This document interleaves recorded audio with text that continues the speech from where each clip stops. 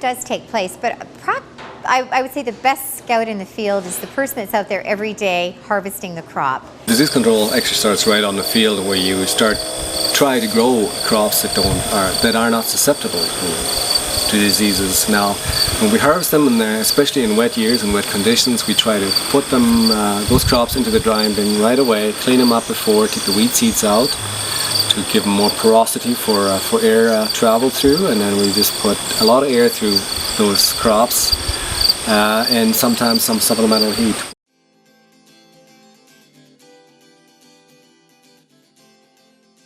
In general, a clean environment will reduce the risk and spread of pests.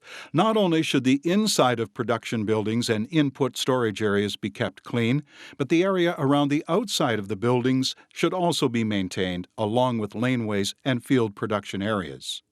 Vehicles and farm equipment can spread pests from farm to farm through manure, soil, and plant debris on their tires, fenders, and undercarriages. Proper sanitation of equipment between farms and even between production areas within a farm can reduce the spread of disease. Complete drying of equipment and trucks is a very important component of the cleaning process. We control biosecurity on our farm by controlling who gets into this barn. We try to limit visitors to just who has a reason to be in the barn here. Also, we try to keep our nest boxes clean, try to keep the barn as clean as we can. It's important.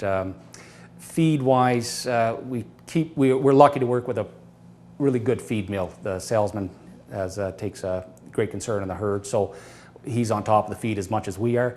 We're not at the point to dictating when they can arrive and whatnot, but we keep an eye on the trucks. They always seem clean, and we're happy with that. The feed that we get brought in is brought in on a truck and blown off in the bin outside, and that's the closest he comes to the barn. Like, he leaves the waste slips out on the feed bin, staples them out there, and that's the closest any feed comes in. The only vehicles that come in here is either me on the ATV or the tractor to put hay in the feeders, and the tractor's always here anyway, so it's not like it's out on other farms, so it's all clean. Part of our practice, and I'm fortunate because I own my own shipping crates, so I always use my crates. I don't take crates from the processing plant. One little piece, that way I'm not taking someone else's crate into my barn, and we ship our own rabbits. No one's picking them up, so I don't have someone else's vehicle on my farm. Another simple but important biosecurity practice is to designate equipment for clean jobs such as feeding and dirty jobs like manure handling and carcass disposal. For example, mark your forks and shovels with colored duct tape or paint to identify which is for manure and which is for feed. Require livestock conveyances to be cleaned and disinfected prior to arriving at the farm. Ask that your feed and other input suppliers have clean delivery vehicles, and inquire whether they have an established protocol for cleaning and disinfecting their trucks. Ask neighboring producers to not spread manure adjacent to your barns, production areas, or water sources. Manage and reduce risks posed from employees who own farmed animals, pets, and exotics by insisting they practice cleaning and sanitizing of hands, clothing, footwear, and vehicles. They should also be instructed to notify you of any disease in their animals which may impact your livestock. Organic farmers are required to have their equipment cleaned prior to coming on farm if the equipment is coming on farm through contract. Also, if it's switching between conventional production or organic production on a same farm, that equipment must also be cleaned and sanitized to prevent cross-contamination. Well, I think it's key to realize that biosecurity probably takes two steps on this farm and others. One is to keep disease out, and the other is to prevent disease from going from one animal group to another on the farm. So that we're very careful, for example, to make sure that we only house the young calves together in a barn away from the older animals, and similarly with any calves of any age, they're all housed together away from older animals. We make sure that the housing for the young animals is not downwind from the older animals. We make sure that if anything is purchased, that it is quarantined for at least 3 weeks before it goes into the general animal population. We make sure that sick pens and maternity pens are kept well away from each other. As for people coming onto the farm, they must sign in, use a foot bath, use hand sanitizers, and we're very careful to make sure that our veterinarian, our hoof trimmer, and the AI technician are also cognizant of our requirements for biosecurity on farm. So I think those are many of the main ones. We certainly keep any equipment that is used for feed clean, and it is not used for manure. We make sure that the path that's taken from the equipment between the silos, the bunk silos, and the feeders are kept clean at all times.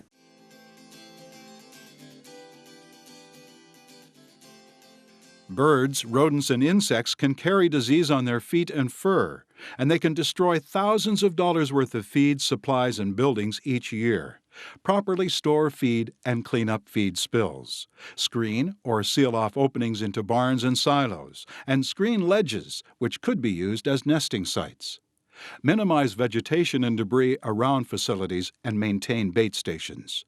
Consider a 2 to 5 foot apron of crushed stone or gravel around the perimeter of barns to deter rodents.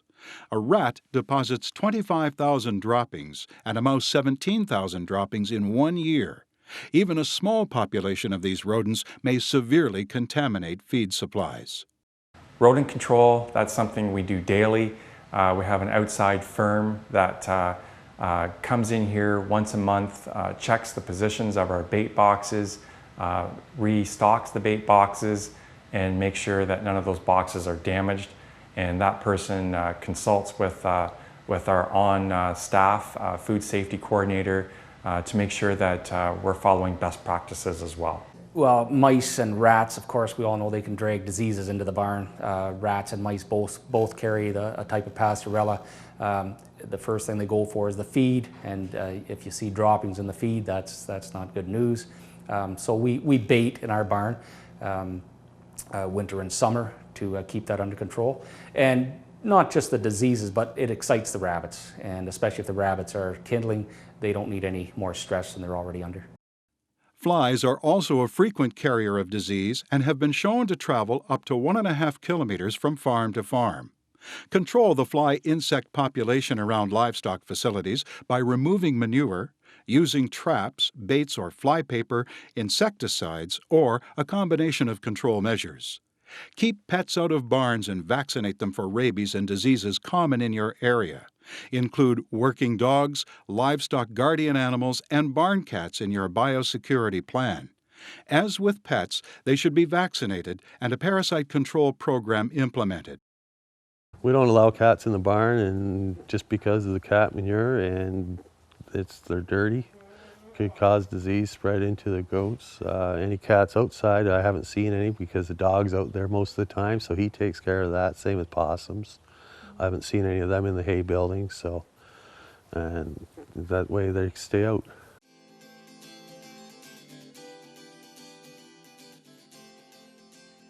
Implement a good record-keeping system for herd or flock health and maintain detailed cropping records.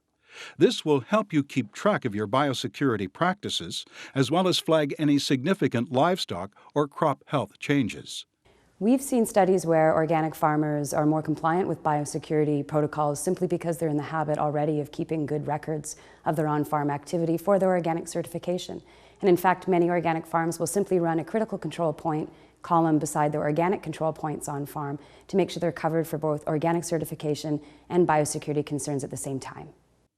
Prior to renting, leasing, or buying land or buildings, inquire about its biosecurity status, its historical use, ownership, and the disease status of the area. Just as importantly, ensure that before renting land and buildings to another producer, a strict biosecurity protocol will be applied to protect the biosecurity status of your property. Working through the process of writing a biosecurity plan will help you to assess your disease risks and identify where you can improve biosecurity practices. Consider inviting a third party to review your facility's biosecurity control points and biosecurity plan. There may be risks within your operation that you overlook due to familiarity. Ensure that employees receive proper training and resource materials so they can continue to follow the plan. New employees require training before they begin work activities on your operation. Make sure they understand how to identify signs of disease or pests. Don't presume. With respect to having that experience in the field, being kind of your eyes in the field every day, it's just so valuable because you're busy with the production side and harvesting, packing in the barn and marketing and everything else that goes along with your operation. To actually be out hands-on in the field is virtually impossible. We've been very fortunate here to have return laborers for many years who probably know as much about asparagus production as we do, or maybe more, but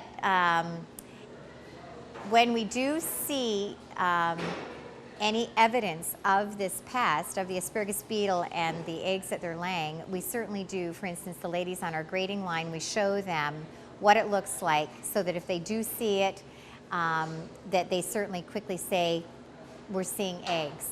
And in the field, it's the same thing. So yes, it's very valuable that you take time to train your labor force, what to look for, and when they see evidence of it, and to pinpoint in the field where they're seeing it, because it may mean that you only have to spray or treat that part of the field instead of the whole crop. So by having them be able to identify the pest and the location of it certainly saves us a lot of time and money. My advice that I would give, it may not work for you, it did work for us, is keep it simple. Just think of little ways, kind of relate how you want to live. If you want to live in a messy house, well, your barn will be messy, and you know, if you want to eat off of dirty dishes, where you can eat off of them, but don't let your goats eat off of it. Just try to keep the area clean. It's a little bit of work, but it pays off in the end. A little time spent adopting some proactive measures now may save a lot of time and money should you experience a pest outbreak on your farm in future. Effective and easy to implement on-farm biosecurity protocols are vital to ensuring that Ontario has healthy people, healthy animals, and a safe food supply. This brings us to the end of the biosecurity video. We hope that you've found the information helpful and started you thinking about your own biosecurity plan. In addition to this video, the OLPC has produced a biosecurity manual, information poster for farm workers and suppliers, and on-farm biosecurity sign. More information regarding these resources, as well as electronic versions, can be found on our website, www.ontlpc.ca, or by contacting the Ontario Livestock and Poultry Council. For more information on biosecurity practices at your farm, contact the Ontario Livestock and Poultry Council. And thanks for watching.